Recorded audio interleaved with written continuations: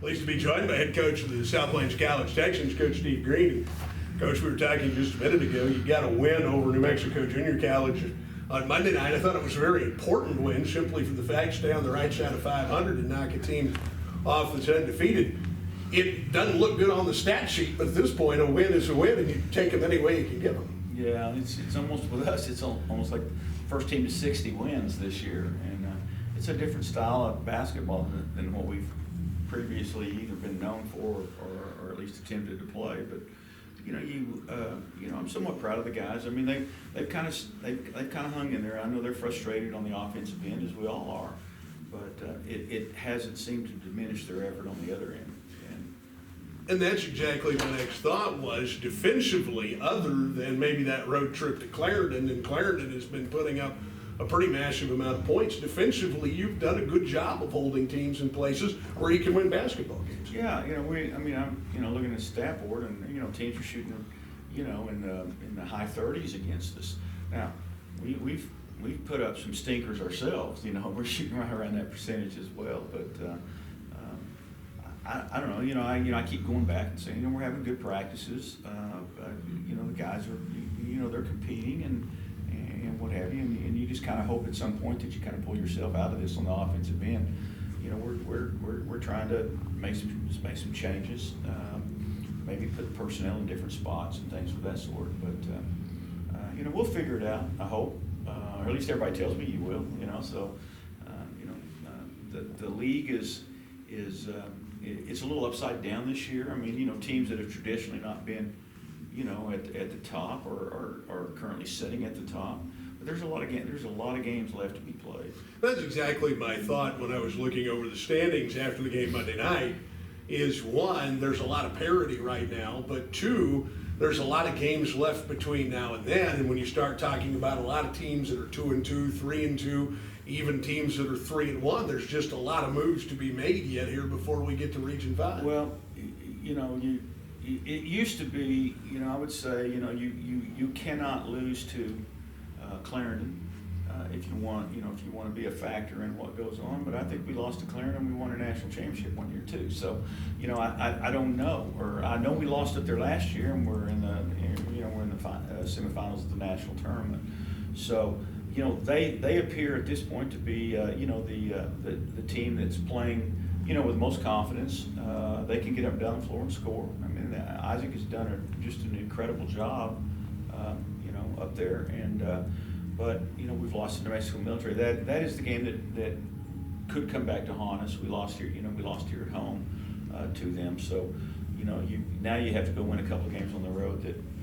In the past have been viewed as very, very difficult to do. But hey, if we're going to be a team that wants to realize some of the goals that we had at the beginning of the year, we got to go beat those people. So I remember discussing this with you several different times across the course of the WJCAC. It's been here a little while now, but it's important to defend your home court. Anytime you don't defend that, the key is, as you just mentioned, go out on the road and steal one from somebody somewhere. It's a daunting task on occasion because there are a lot of tough places to play in the conference. I think there is this year, and I think there's more parity. You touched on it just a second ago, but we beat Western here by 1 at home, and they came in with a very impressive record. At the time, and with a lot of good wins outside the league, what have you. Howard's been kind of a Jekyll and Hyde. I don't know how close attention you're paying, but I mean, they have some bad losses, and then they have some unbelievable wins, and so you just you get ready to go play, and I'm sure people look at us and they say the same thing. We go win the Fiesta Bowl tournament again, and then proceed to come home and promptly lose 2 games in a row. So. It's been an up and down season for not just us, but for the majority of the teams in the leagues, save Clarendon at this point. I think back to a couple of years ago, watching a loss here at New Mexico, here at home against New Mexico Military, and it's the same season you came back and won, I think, 3 out of the last 4 in conference, won 3 in a row at the Region 5, won 5 in a row in Hutch, and ended up a national championship. And so many times, that's what athletics and sports is about, is to get hot at the right time, figure it out at the right time. And as we mentioned, there's a lot of basketball for these guys left in front of them if you just keep on the good path and keep on keeping on. Well, I think you can look almost anywhere. I mean, of course, LSU and Clemson in football are kind of a different story. I mean, both of them run the table and they're playing for the marbles. But it's not happening anywhere else. I mean, teams they're not just running it. I mean, we were very, very lucky that one year and did it. But even to do that, I mean, it was an incredible tough run through even our own conference that year. To get to the national tournament. So it's hard. I mean, we won a championship here, our first one with 5 losses. The third one with 8 losses, I think. We won the thing. So you hope you're getting better. February is like the longest month of any coach's life, and it's the shortest month. But I mean, it just goes on forever because every game gains in importance and it's tough. And for players, you talked about some frustration for guys, but still coming out, getting good quality practices in. And as a player, it's one of those situations where you just got to believe in the system. You got to believe in the way things are supposed to go. And the trick to getting out of slumps is, as they say, keep shooting or keep swinging, and eventually that slump will break. Yeah, well, maybe shoot better shots and maybe swing better pitches. I don't know. That's where the coaching part comes in, I think, or at least that's where the second guessing comes in anyway. It seems to me like watching this team, Rivaldo Soares has had a good year, though. I think teams are starting to scout him. I was very impressed with Paul Person off the bench on Monday night, a kid that looked like he had some new energy about him in that ballgame. You can't stop everybody, okay? I mean, if and teams are like not focusing so much on certain guys and trying to go out and cover other guys, like they're covering our 2 wings. I mean, they're in their shorts, and so it opens up some other things because at the end of the day, you want to be there on the catch, when guys are getting ready to shoot the ball, but then you have to concern yourself with the drive and things like that, and nobody can guard anybody anymore. I mean, completely stop somebody, so. If you get all extended, then it opens up driving lanes, and PJ, exploited it the other day. And Junior's getting better. We've really been working with him to think more about scoring, and because teams are daring him to do things, and so let's start focusing on it. Let's try to get some things that he can do, and we're working on it. I mean, and I appreciate his effort. I mean, he's actually. He hasn't gotten down about it, and he comes every day and is trying to get better at these things. So, hey, we'll see what happens. I'm glad that I am in the same mind frame as the NMJC Hall of Famer, because I was just thinking, man, Junior Farquhar is a kid that watching him day one to now is certainly a kid that has improved throughout the course of the season. He looks like a kid that can score the basketball now. It bothers me that we're thinking alike.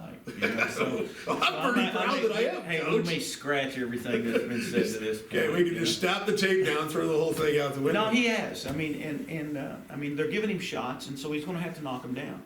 And so, I'm trying to find a way of executing, to kind of take the heat off, and put him in more of an attack mode and what have you. And I think he's doing well. He has really improved. We've tried to take some things away, to let him focus on some of the other things and what have you. But he's had some games. He played good in out in Arizona, and I thought he played good the other night. Post side catch and control has been a problem, I think, for your post guys. It's not a matter of getting the ball there. It's now I'm here with it. I've got to do something productive. And the reality of it is sometimes that's not work your way to the hoop. Sometimes that's kick out and find a better shot. You noticed that, huh? Yeah, well, there's a very good college coach that taught me that just a few years ago. The in and out game can be a very productive thing when it's working. Yeah. And sometimes the guys are open for a reason. I mean, there's some of that too, and so we're trying to address that situation. Meanwhile, you got Midland College coming to town. You talked about teams that are Jekyll and Hyde. I don't know that there's any game right now in this conference that you can look at and say, well, that's a game that we're gonna win. I think No. it all comes down to grinding it out here for the WJCC. I don't think there is one. I really don't. I mean, it used to be you could look down the schedule and say, well, we got those guys at home, so we can kind of overlook them and go to the next game. We can't do it anymore. We can't do it. There's good coaches at every school in our league, and we're all stealing from the same pool of talent now, and Midland is much improved, I think, from last year, and it's we got them here what, Monday night, I think it is, and after Thursday off for us, so no, they'll be tough, and then the added pressure of it's like you have to win. We have got to win this game, to remain relevant, and so that weighs on you as well.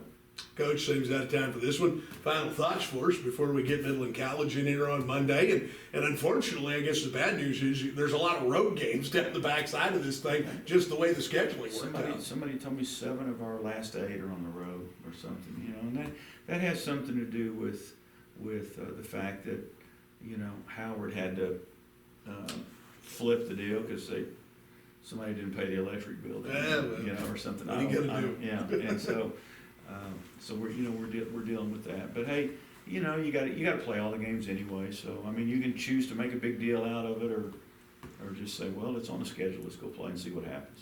Coach, appreciate your time as always. Thanks for taking time out to visit with us here at South Plains College with head coach of the Texans, Steve Green. I'm Michael Wiiest.